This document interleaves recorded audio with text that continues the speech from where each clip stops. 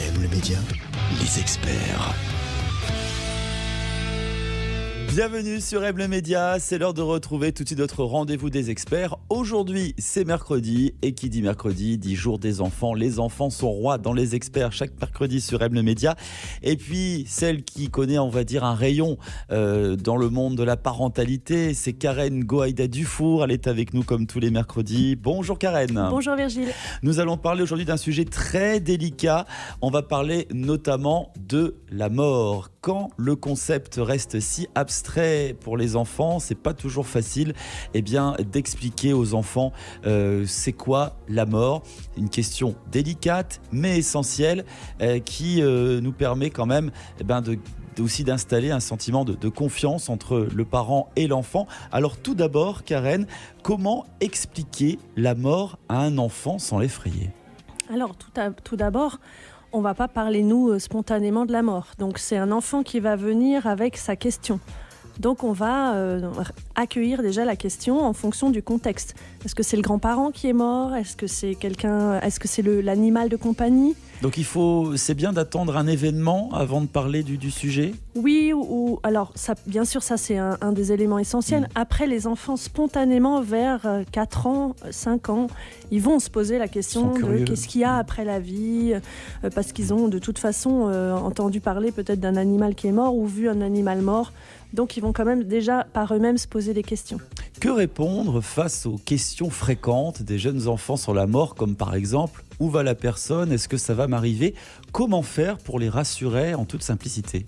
Alors expliquer que c'est un processus naturel, qu'on est tous, on naît et on meurt tous, qu'on a chacun notre temps pour ça. C'est partie de la vie. Voilà, que la mort est naturelle, elle fait partie de la vie.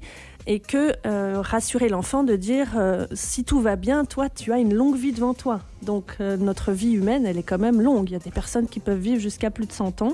Donc on peut déjà rassurer l'enfant en disant que si tout va bien, il y a quand même une longue vie pour lui. Et par contre, bien sûr, il peut y avoir d'autres événements comme la maladie qu'il faudra expliquer. Ça c'est plus complexe. Mais par rapport à la mort, déjà, intégrer que ça fait partie de la vie, c'est un des points essentiels. Tout dépend de la manière dont on formule, dont on aborde la chose.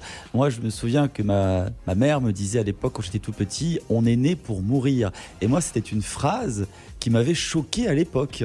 Donc je pense que tout est dans les mots, la façon d'aborder le sujet. Oui, tout à fait. C'est important d'utiliser des phrases simples et claires. Et puis, par exemple, éviter les termes comme « il s'est endormi pour toujours » ou des choses où il est parti dans les étoiles ou des choses comme ça. Ça nous fait encore plus poser de questions, à vrai dire. Ça fait poser d'autres questions et puis ça peut engendrer des frayeurs. Ça génère le mystère, c'est incroyable. Oui, et s'il s'endort, si moi je m'endors, ça veut dire que je ne vais pas me réveiller. Donc ça peut être aussi anxiogène pour les enfants d'entendre ce genre de phrases. Et après, les enfants ne dorment plus pendant 15 jours. Moi, j'aime bien aussi expliquer que la seule différence entre les humains et les animaux, et les mammifères notamment, c'est que nous sommes la seule espèce à avoir conscience de notre propre mort. Nous sommes des homo sapiens sapiens. Nous savons que notre vie a une fin. Et j'aime expliquer ça aussi à mes élèves en leur montrant que finalement, c'est quand même une grande forme d'intelligence de prendre conscience que la vie n'est pas éternelle. Quel conseil pour accompagner les enfants dans ces émotions, qu'ils soient tristes, en colère ou confus face à la mort ? Alors déjà, de les laisser verbaliser leurs émotions, ça c'est important.